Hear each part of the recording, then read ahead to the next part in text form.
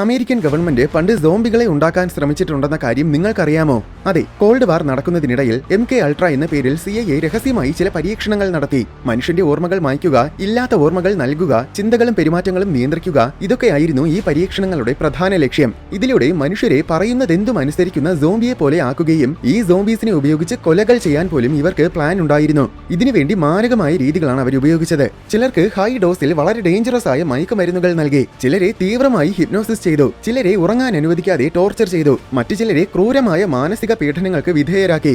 ഇതൊന്നും സബ്ജക്ട്സിന്റെ അനുവാദത്തോടെ അല്ല ചെയ്തത്. ആയിരക്കണക്കിന് പേര് ഈ പരീക്ഷണങ്ങൾക്ക് വേണ്ടി ഉപയോഗിച്ചിട്ടുണ്ട്. പക്ഷെ അതിൽ പലർക്കും താൻ ഒരു പരീക്ഷണത്തിന്റെ ഭാഗമാണെന്ന് പോലും അറിയില്ലായിരുന്നു.